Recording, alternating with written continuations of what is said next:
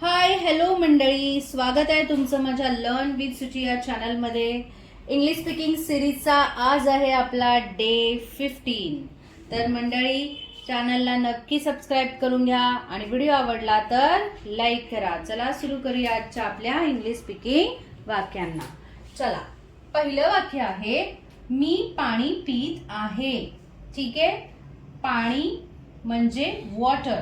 ठीक आहे, मी पाणी पीत आहे. पिणेला ड्रिंकिंग म्हणतात.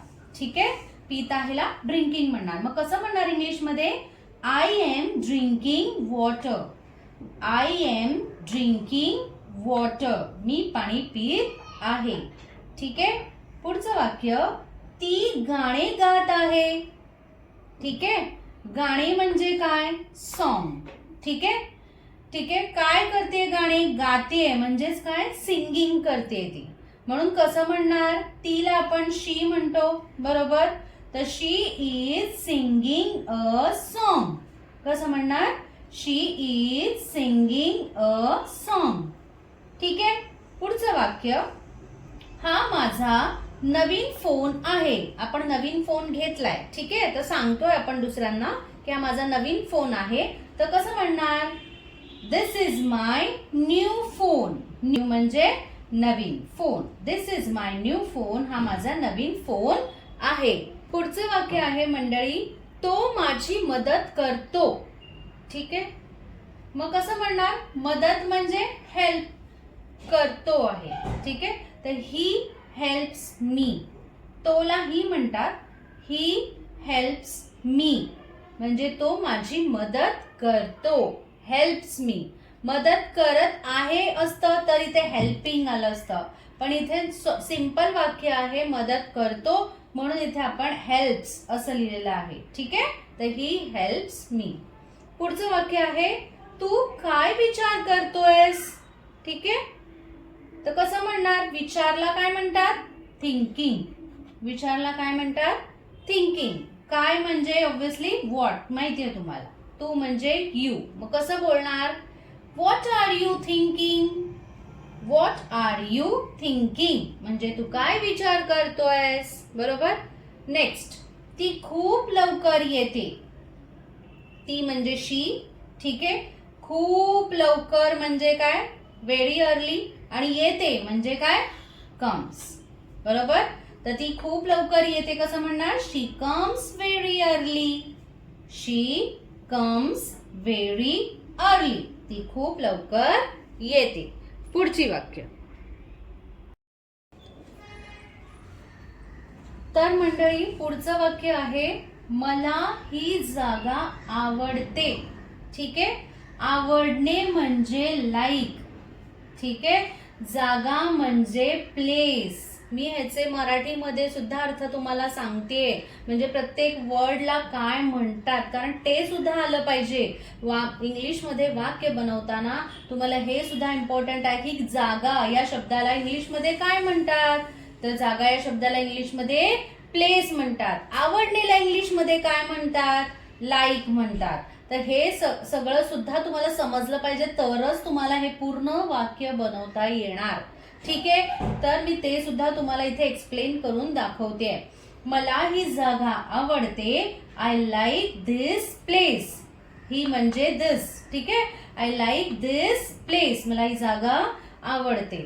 नंतर आहे तो खूप हळू चालतो. आता हळूला काय म्हणतात ते सुद्धा आपल्याला आलं पाहिजे. हळू म्हणजे स्लोली. ठीक आहे, खूप म्हणजे व्हेरी. चाललेला काय म्हणतात ते पण समजलं पाहिजे. वॉक. ठीक आहे, तो म्हणजे ही. म्हणजे जर आपल्याला हे मराठी मधलं इंग्लिश मध्ये जर येत असेल ना, काय त्या शब्दाला अर्थ आहे, तर आपण त्याचं वाक्य सहज बनवू शकतो. ठीक आहे मंडळी, तर कसं म्हणणार? ही वॉक्स व्हेरी स्लोली. कसं म्हणणार? ही वॉक्स व्हेरी स्लोली. तो खूप हळू चालतो. ठीक आहे, पुढचं वाक्य तू ओळखतोस मला. आपण कोणाला भेटल्यावर म्हणतो ना, ओळखतोस का तू मला? तर काय म्हणतात?